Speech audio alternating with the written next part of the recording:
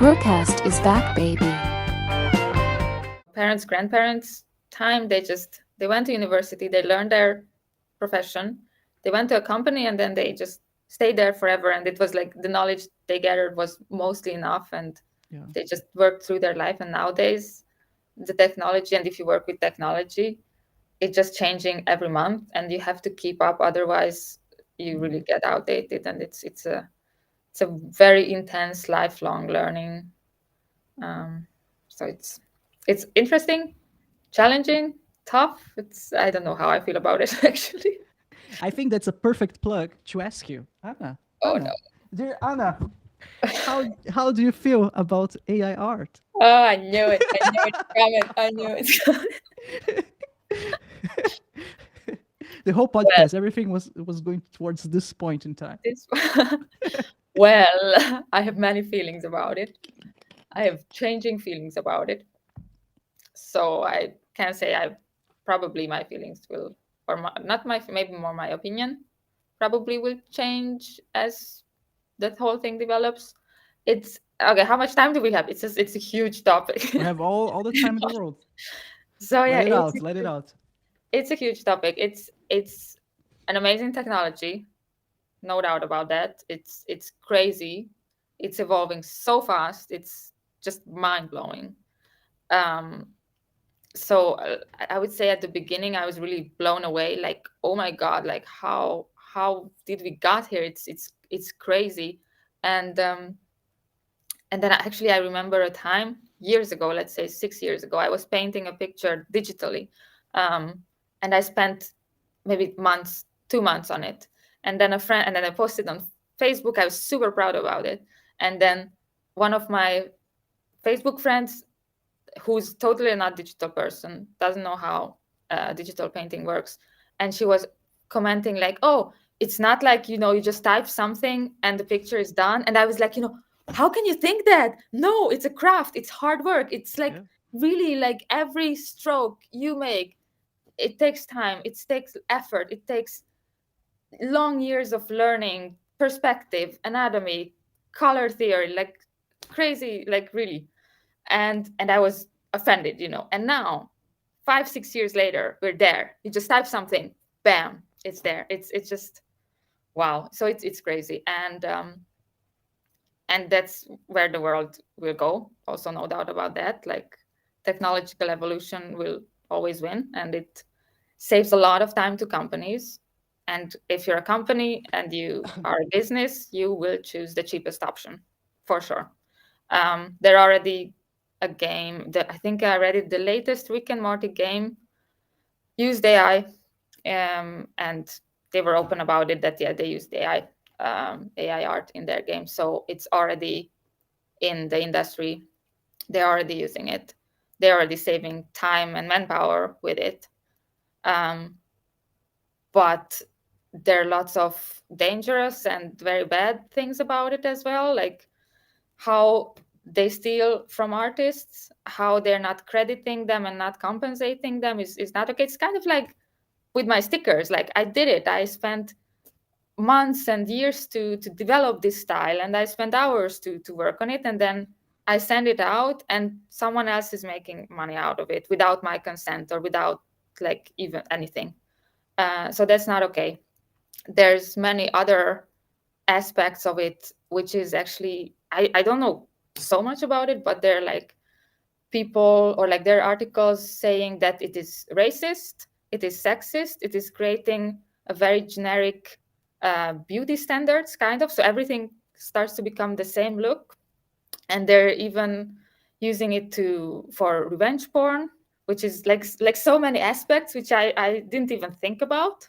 And since the technology is capable of doing that, people will use it to do that. So like, it's I think it's kind of like the atomic bomb for artists. Like, the technology of the atomic bomb is amazing. It's crazy. But if you put it in the wrong hands, then it will explode and it will destroy. And that's why I'm thinking at this moment, maybe my opinion will change, that it's very dangerous right now. And it's not fair to artists, and it's a big danger for artists because it's already taking jobs away. Like, it's probably not going to take all the jobs, because there's always going to be crazy good artists who are just the best of the best. But if you just see the Rick and Morty game and just think, if all the AI generated art in there were done by an actual artist, that's probably a couple of people who would have got that job and the salary and everything, which was replaced by an AI. So but yeah, it's a huge topic. I think it's an amazing technology. It could be used probably for so much good as well, but it's also very dangerous and frightening, and right now not fair. Like, you just go to ArtStation and you see how all the artists are just rebelling against it, because it's just not fair to really spend your whole life learning the craft, and then a person comes and, using your name as a prompt, creating an art which is exactly your style, and then claiming that, oh, it's mine, I did this, I'm an artist, and I sell it for, or I put it in a game or something. So yeah, more or less, that was a lot. Yeah. How do you feel about it? Um, I have a completely different view on it. Okay. Yes. But before we get to that, I'd like to ask you, how would you prevent? It's you on your view, right? How would you prevent all of those problems of happening? So how would you prevent that art is stolen from artists with AI art? Do you have an idea?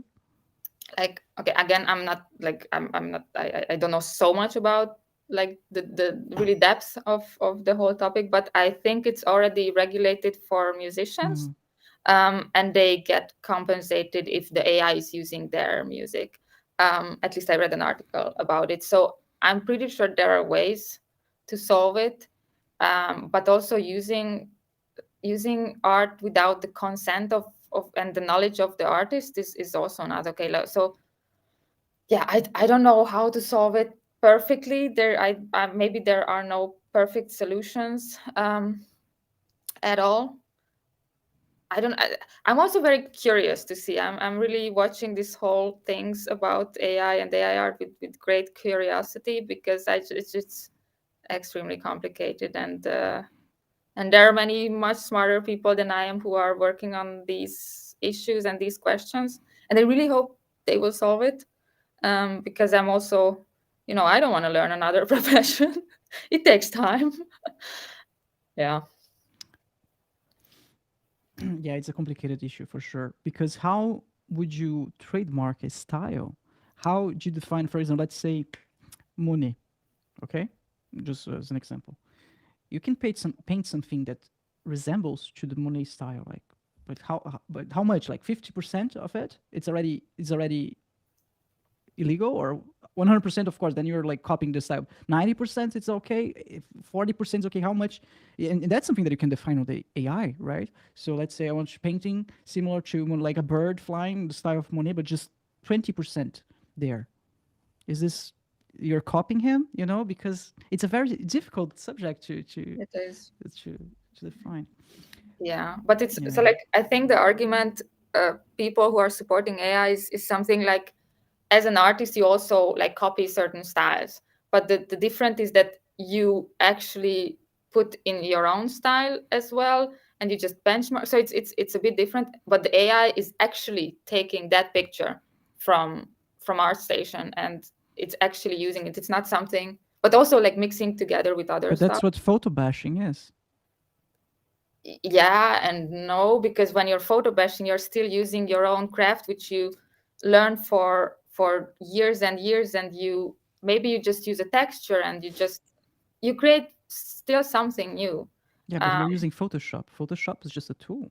it's true. And It's and true. and AI art is also okay. So my opinion. My It's opinion is the okay. following. Um, Change is inevitable. True. When computers arrived, everyone who was a professional typewriter was protesting. Was like, "I'm gonna be jobless. Let's destroy all the computers. Computers are the devil. We cannot move into this world where we are useless. Typewriters for the win." Like, or when Uber became a thing, all the taxi drivers. I'm not sure how it was in Hungary, but in Brazil, I was in They Brazil at the banned time. Uber. They banned Uber. Exactly, because now the poor taxi drivers, they're gonna get jobless. Well, because Uber is so much better, let's just burn all the Uber cars. Or a friend of mine gave me a very very good example. That's the last example. It was like, I spend my whole life hammering nails with my bare hands. I'm a professional like hammering nails with my hands. Like that's what I do for a living. And this motherfucker came around and created a hammer. I'm gonna burn this guy. How dare he create a hammer? Like, and and and um, and that's the feeling that I'm getting with this whole AI thing. It's just a tool, and I'm paid to get results, right? To come up with original creative images for a product. That's what I do.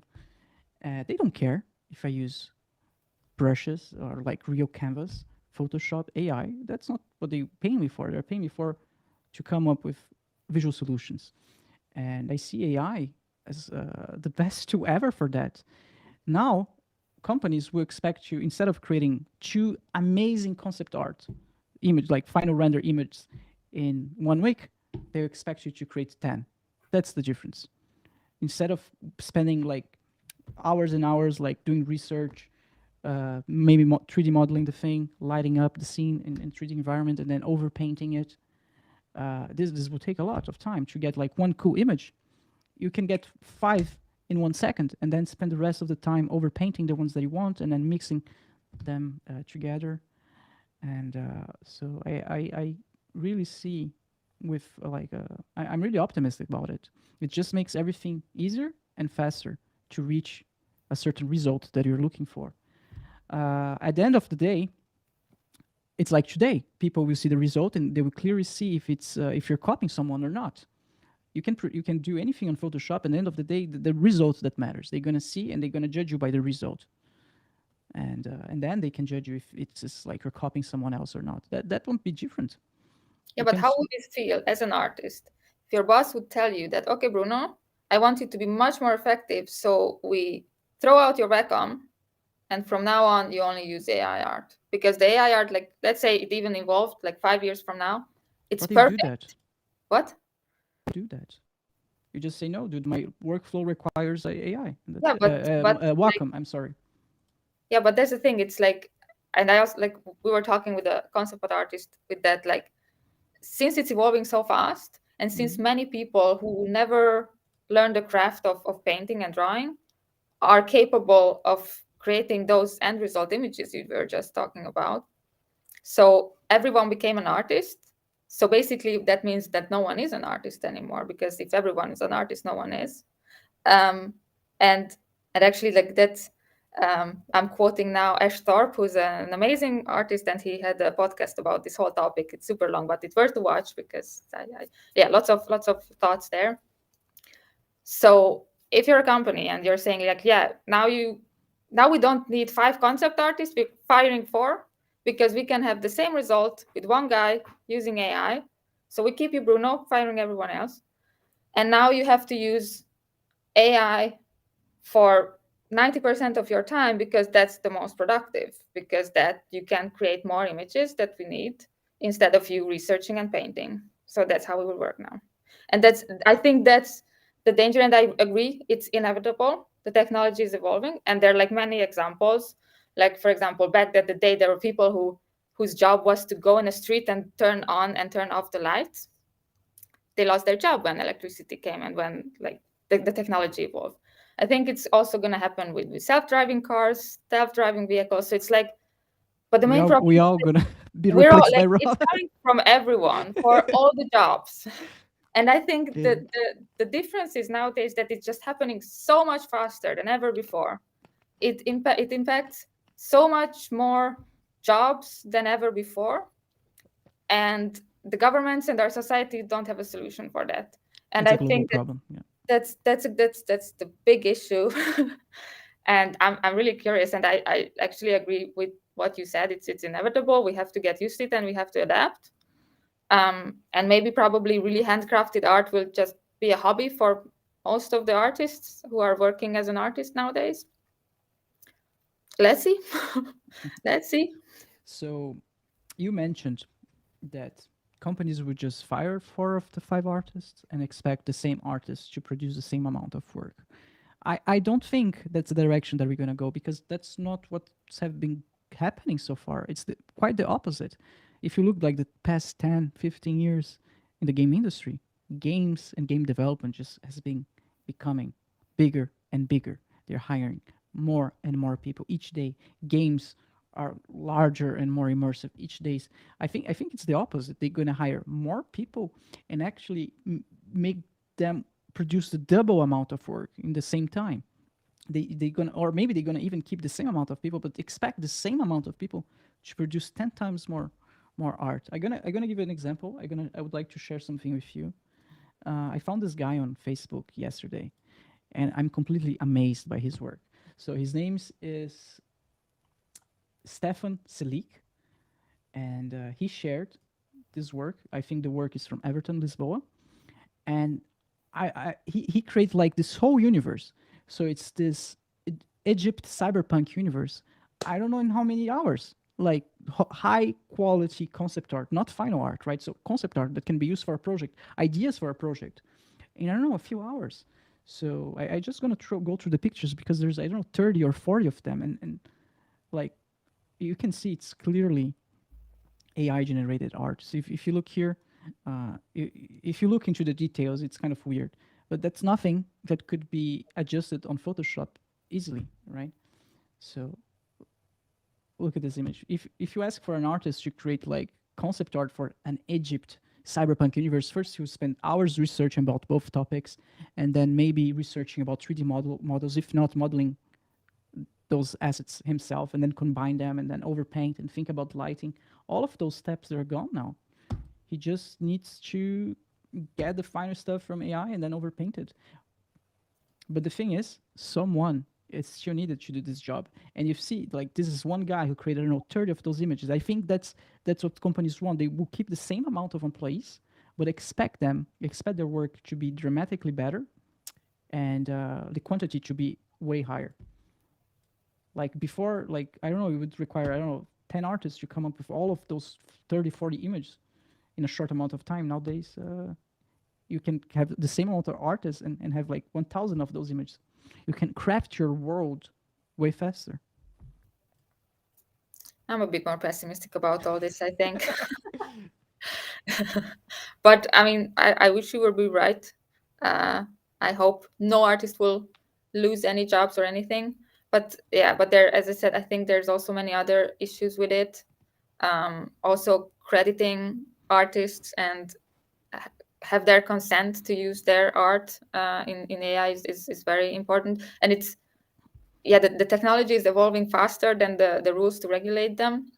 So I really hope that they will solve those as well, and have regulations, because it's inevitable, and it's just a matter of if we use it right, and we don't, use it for bad, like every tool.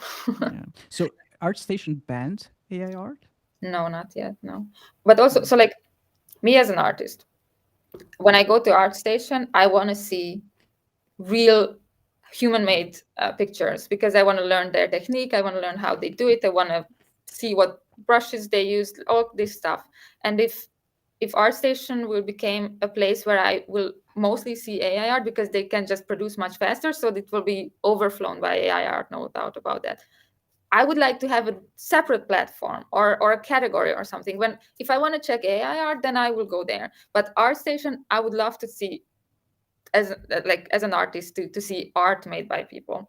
But that's And I not have what no. ArtStation's for. ArtStation is a portfolio website. Yeah, but that's the argument. Like, if you're a AI artist, why can't you share your portfolio there? And that's a big argument. And personally, I would love to have a separate ArtStation or separate place where I can see AI art. But because it's getting so good that you can't really tell the difference anymore, or it's very hard now. I would really love to be sure that if I go to ArtStation, I see actual human-made art, people who spend hours of painting an image and not just using prompts. Because I just want to have it separate, and I think that's also something they're fighting for, other than crediting other than copyrights and compensation and other stuff. Yeah, but it's complicated. Yeah. Have you heard about the IKEA effect? No. So I learned that today. So the IKEA, the IKEA effect is that you value something and you're willing to pay way more for something if you do it if you do it yourself, or you know how it's made, if you build it right, if you spend time working on it. They picked two groups of people. The first one, they presented them a assemble ready furniture from IKEA, like a sofa, and they asked them how much you'd pay for that, and they said, I don't know, like $50 or something, like a number. Like they were kind of average the same. They were kind of guessing the same number, and then they gave the unassembled furniture to another group, and each one of them had to build their own furniture. They all said, I don't know, I would pay like 500 euros in this sofa, and they didn't know what the test was about, right? So it creates this thing in your mind. Whenever you put some effort on something, it just becomes way more valuable. And nowadays, I think a lot of AI artists will present their work, and they're like, not have a lot of value for their work. But I think that's the other issue. Like lots of artists feel like kind of attacked because it takes away the value of an image. Yeah. Like if you see those amazing images with the cyberpunk Egyptian thing, like it's so pretty. It's so beautiful. And then I know that it's just a bunch of prompts created the whole many images in a couple of hours. And then I see the same quality, and I know that one image was made by one artist who spent weeks of painting it. So it's the end result and the quality is the same, and one of them has less value because it's just so fast and easy to create. So it's taking away the value from the craftsman work, and that's also an issue. I agree. Yeah, I think the secret lies on detaching your emotion from the art that you're producing for a company. Because when you're working, let's say you're painting for a certain project or something, or a certain company, you're painting for money. You're painting for a company. It's not for, let's say, like, not for pleasure. It's you're trying to achieve something, like a result for the project. So you kind of need. I think the secret lies on detaching the emotion there. And when you have your free time or you want to have more fun, then you can paint more traditionally. And when do you have a free time? When you paint 8-10 hours a day for a job. That's the other issue. But maybe if you were right and the companies were not fire people and keep hiring artists, then maybe we can reach that point when we need to work less and have more free time for the same amount of money and the same, because we can just produce more. And that's this 4-day work week concept, and also basic universal income, like these ideas of solutions. I hope we get those. I would love to have those. And maybe that would be some kind of a solution or compromise. I agree, but that's not what we are, like, all of us as humans are aiming for. Like, as far as I understand, all technology have one single purpose, which is to make our lives easier. That's it. Would you rather write with a rock or with a pencil? Would you rather wash your hands by hand or with the washing machine? So every single technology exists to give us more time to do the things that we actually enjoy. So I totally agree with you. Sorry? I would say yeah and nine. Yes and no, because we're like, this is okay. We're going even more deep in extremely complex topics, but it's also, you have to also consider That's okay. That's capitalism and business, and there's just so many layers on this. So I would say, like, yeah, technology is sometimes made to make our life easier, but also in the same times, we're so many people around the globe. There's like with too many of us, and there's like, oh my god, it's just like losing it. What? Just 8 billion people, and that's nothing. What are you talking about?